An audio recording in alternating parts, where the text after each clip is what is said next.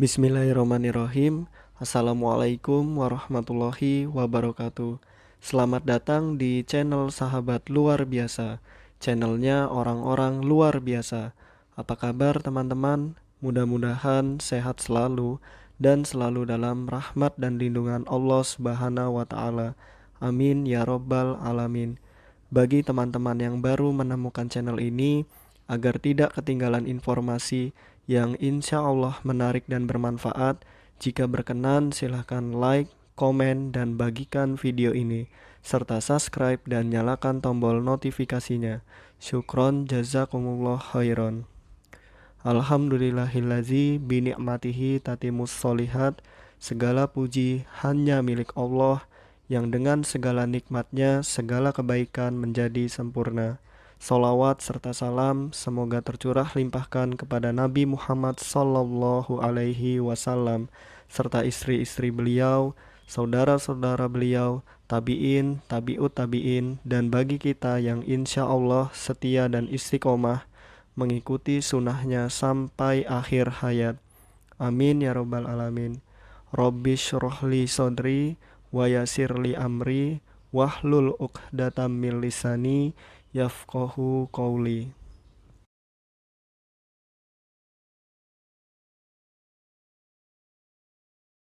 Baik teman-teman, kita akan latihan soal kembali. Oke, langsung saja ya, dimulai. Nomor 1, mengupayakan agar sumber daya manusia usia produktif yang melimpah dengan jumlah mencapai puncaknya pada tahun 2020 sampai 2035 dapat ditransformasikan menjadi sumber daya manusia yang memiliki kompetensi dan keterampilan melalui pendidikan, sehingga tidak menjadi beban merupakan salah satu alasan dikembangkannya kurikulum 2013 yang berkaitan dengan A. Penyempurnaan pola pikir, B. Tantangan eksternal, C. Penguatan materi, atau D. Tantangan internal. Silakan mana jawabannya teman-teman? Ya, jawaban yang tepat adalah D. Tantangan internal. Adapun penjelasannya, tantangan internal lainnya terkait dengan perkembangan penduduk Indonesia dilihat dari pertumbuhan penduduk usia produktif. Saat ini jumlah penduduk Indonesia usia produktif 15-64 tahun lebih banyak dari usia tidak produktif. Anak-anak berusia 0-14 tahun dan orang tua berusia 65 tahun ke atas. Jumlah penduduk usia produktif ini akan mencapai puncaknya pada tahun 2020 sampai 2035 pada saat angkanya mencapai 70%. Baik, nomor 2. Pembelajaran dilaksanakan berbasis aktivitas yang memberikan cukup ruang bagi prakarsa, kreativitas, dan kemandirian peserta didik merupakan salah satu elemen perubahan kurikulum 2013 yang berkaitan dengan standar A. Isi, B. Penilaian, C. Proses, D. Kompetensi lulusan. Silakan jawabannya mana teman-teman? Jawaban yang tepat adalah C. Proses. Nah, jadi standar proses adalah kriteria mengenai pelaksanaan pembelajaran pada satuan pendidikan untuk mencapai standar kompetensi lulusan. Proses pembelajaran pada suatu pendidikan diselenggarakan secara interaktif, inspiratif, menyenangkan, menantang, memotivasi peserta didik untuk berpartisipasi aktif, serta memberikan ruang yang cukup bagi prakarsa, kreativitas, dan kemandirian sesuai dengan bakat, minat, dan perkembangan fisik serta psikologis peserta didik. Itu dia dari standar proses ya teman-teman. Nomor 3, yang merupakan 4 elemen perubahan kurikulum 2013 adalah A. Standar sarana, prasarana, standar proses, standar pengelolaan, dan standar pembiayaan. B. Standar sarana prasarana, standar proses, standar pengelolaan, dan standar penilaian. C. Standar kompetensi lulusan, standar proses, standar pengelolaan, dan standar pembiayaan. C. Standar kompetensi lulusan, standar isi, standar proses, dan standar penilaian. Baik, jawaban yang tepat adalah D ya teman-teman. SKL, lalu standar isi, standar proses, dan standar penilaian. Nah ini kalau mau disingkat ya teman-teman, ada LU, SI, Pro, Nilai. LU adalah kompetensi lulusan, SI adalah standar isi, Pro adalah proses, Nilai adalah standar penilaian. Seperti itu. Nomor 4. Di bawah ini adalah anak berkebutuhan khusus yang masih bisa menggunakan kompetensi inti dan kompetensi sekolah umum kecuali A. Tunalaras, B. Tunanetra, C. Tunagrahita, atau D. Tunarungu atau tuli. Yang masih bisa menggunakan kompetensi inti ya teman-teman, atau KI-nya sekolah umum kecuali ya. Nah, tunalaras ini masih bisa, tunanetra masih bisa. Nah, ini tunagrahita yang tidak bisa ya teman-teman, karena tunagrahita itu mengalami hambatan atau kekhususan pada mentalnya atau intelektualnya. Sedangkan tunalaras, tunanetra, dan tuli itu tidak. Jadi jawaban yang tepat adalah C, tunagrahita. Nomor 5. Kurikulum yang berpusat pada anak menghendaki adanya informasi yang jelas tentang potensi serta kebutuhan anak untuk berkembang dan penerapan pembelajaran harus dilakukan di lingkungan yang alami dan dengan situasi yang nyata. Langkah pertama yang harus dilakukan guru anak berkebutuhan khusus dalam melakukan pembelajaran bagi anak berkebutuhan khusus adalah A. Identifikasi, B. Asesmen, C. Menyiapkan media pembelajaran, D. Merancang metode pembelajaran. Silakan jawaban yang tepat mana teman-teman? Ini pasti antara identifikasi atau asesmen ya teman-teman. Tapi ini yang pertama, langkah pertama. Nah, langkah pertama itu kan biasanya identifikasi ya. Nah, jangan terkecoh dengan asesmen. Karena asesmen itu nanti ketika membuat programnya. Tapi langkah pertamanya itu tetap kita harus melakukan identifikasi terlebih dahulu. Jadi jawaban yang tepat adalah A, melakukan identifikasi. Nomor 6, beberapa hal yang perlu diperhatikan guru. Nah, yang perlu diperhatikan guru dalam menggunakan media pembelajaran untuk mempertinggi kualitas pembelajaran adalah A. Guru perlu memiliki pemahaman terhadap media pembelajaran.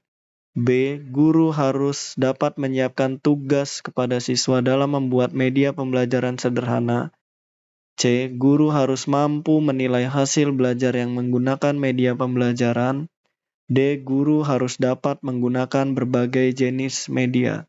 Nah, kalau di sini yang A itu pemahaman, jika B adalah menyiapkan tugas, lebih difokuskannya. Jika C itu fokusnya yaitu menilai hasil belajar, yang D ini dapat menggunakan. Nah, di antara pemahaman, menyiapkan tugas, menilai hasil belajar, dapat menggunakan, nomor 1 itu guru harus paham dulu ya teman-teman terhadap media pembelajaran. Nah, paham terkait bagaimana penggunaannya, apa manfaatnya, efeknya, dampak kepada murid, seperti itu ya teman-teman. Jadi nomor 1 pemahamannya dulu, seperti itu. Jadi jawaban yang tepat adalah A, guru perlu memiliki pemahaman terhadap media pembelajaran. Nomor 7, media pembelajaran adalah sarana komunikasi dalam belajar mengajar yang berupa perangkat keras maupun lunak yang digunakan untuk mencapai tujuan pembelajaran secara efektif dan efisien. Manakah pernyataan ini yang bukan merupakan jenis media, yaitu A. Audio, B. Visual, C. Audio visual, atau D. Optik dan non-optik. Nah, di sini sudah jelas ya teman-teman, media itu ada Jika saya singkat ya teman-teman, ada V, A, K, T. Nah, V itu visual, A itu audio, K itu kinestetik ya teman-teman, tapi di sini tidak ada. Nah, T-nya itu taktil ya teman-teman, seperti itu. Nah, disingkat ini fakte gitu ya teman-teman. Jadi yang bukan adalah optik dan non-optik, ini bukan ya teman-teman. Jawaban yang tepat adalah D, optik dan non-optik. Nah, adapun penjelasannya, jenis-jenis media mengklasifikasi media pembelajaran menjadi 3 jenis, yaitu media audio, visual. Audio visual ini kayak video gitu ya teman-teman. Video kan ada audio dan visualnya. Nah, biasanya ada lagi nih nanti kinestetik dan taktil. Kalau saya tidak salah ya teman-teman, jika salah mohon dikoreksi. Nomor 8, alat bantu yang digunakan untuk mengasesmen penglihatan anak dengan hambatan penglihatan adalah A. Typoscope, B. Tape recorder, C. Ishihara, D. Blockis. Tentu ini mudah ya teman-teman, jawabannya adalah C. Ishihara. Adapun penjelasannya, alat yang digunakan untuk mengasesmen penglihatan anak tunanetra adalah yang pertama ada Snellen chart, yang kedua ada Ishihara test, yang kedua ada SVR atau trial lens sheet, dan yang keempat ada Snellen chart elektronik. Kita singkat SIS. Nah, Snellen chart, Ishihara, SVR, dan Snellen chart elektronik. Nomor 9, yang termasuk alat bantu non-optik bagi anak low vision adalah A. Typoscope, B. Stand magnifier, C. Hand magnifier, atau D. Kombinasi. Jawaban yang tepat adalah yang termasuk yaitu typoscope ya teman-teman. A.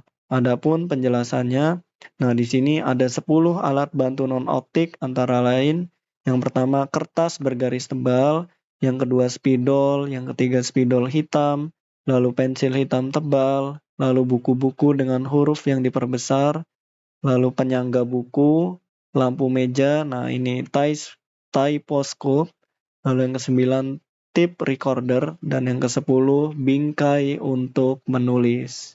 Jika teman-teman penasaran typoscope itu seperti apa, silakan di googling ya teman-teman. Nomor 10, magnifier lens sheet, CCTV, view scan, televisi, prism monokular merupakan alat bantu untuk mereka yang apa nih teman-teman? A. Tunanetra, B. Low vision, C. Buta total, atau D. Normal.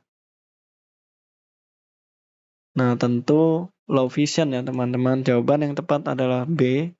Low vision.